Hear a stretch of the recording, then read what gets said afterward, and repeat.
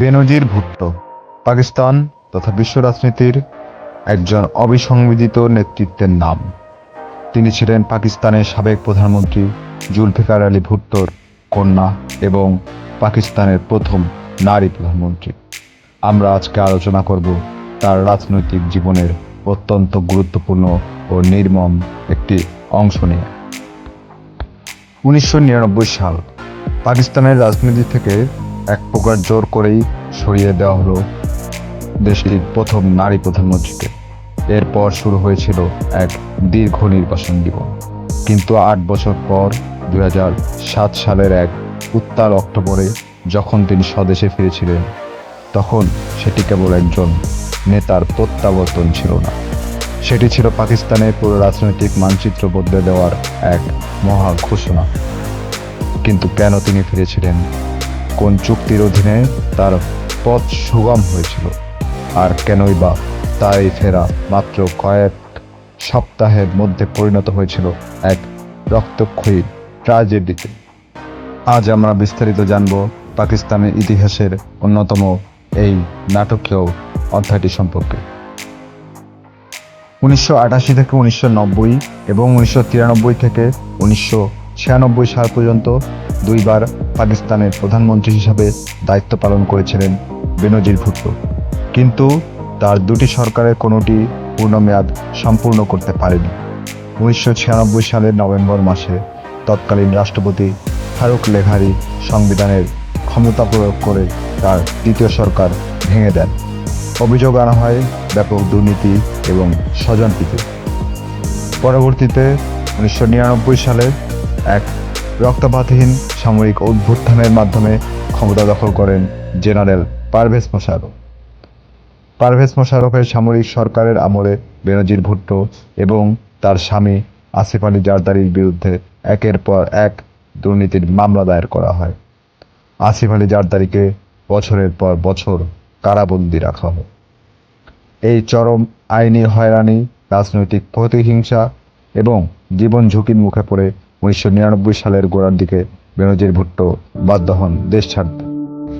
Dubai ও লন্ডনে প্রায় 8 বছরের দীর্ঘ নির্বাসন জীবন কাটালেও বেনজির ভুট্টো পাকিস্তান পিপলস পার্টির নেতৃত্ব থেকে এক মুহূর্তের জন্য সরে দাঁড়াননি। দূর প্রবাস থেকে কনফারেন্স কল, ইন্টারনেট এবং আন্তর্জাতিক গণমাধ্যমের সাহায্যে তিনি দলীয় কর্মীদের নিয়মিত দিক নির্দেশনা দিতেন।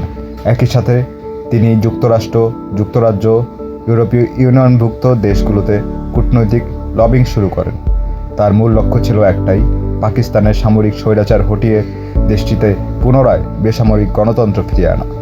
এদিকে 2007 সালের দিকে জেনারেল পারভেজ মোশাররফ অভ্যন্তরীণ ও আন্তর্জাতিক চাপের মুখে পড়েন।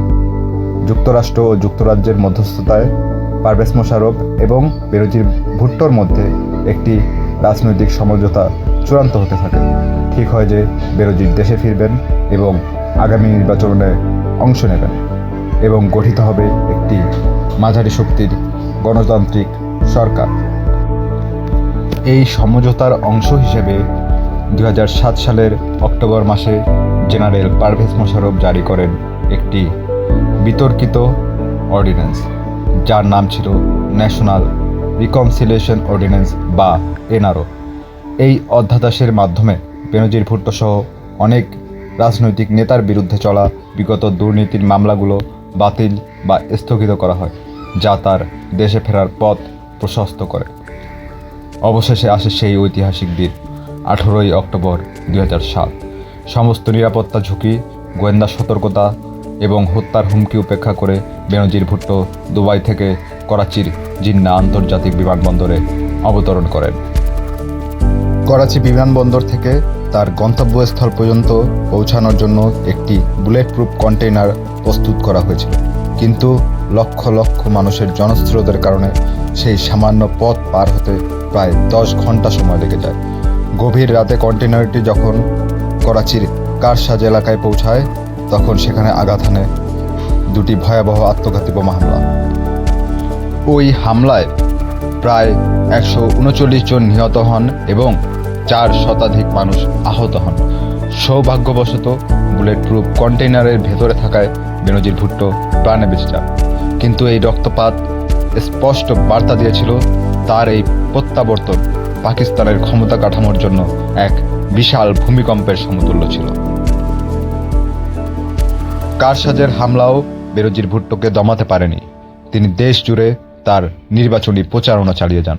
কিন্তু পারভেজ মোশাররফ যখন বিচার বিভাগের স্বাধীনতা খর্ব করতে ৩রা নভেম্বর দেশে জরুরি অবস্থা জারি করেন, তখন বেনজির তার তীব্র প্রতিবাদ জানান এবং আপোষহীন অবস্থান গ্রহণ করেন। অবশেষে ক্যালেন্ডারের পাতা ঘুরে আসে ২৭ ডিসেম্বর ২০০৭।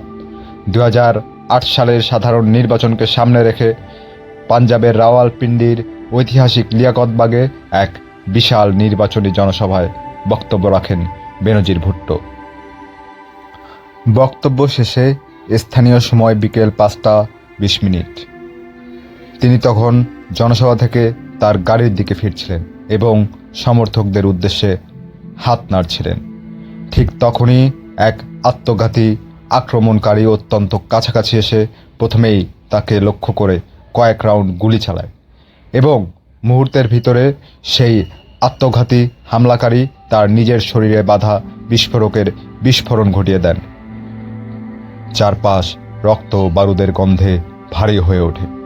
গুরুতর আহত বেনজিরকে দ্রুত রাওয়াল জেনারেল হসপিটালে নেওয়া হয়, কিন্তু সন্ধ্যা ৬টা ১৮ চিকিৎসক তাকে মৃত বলে ঘোষণা করেন।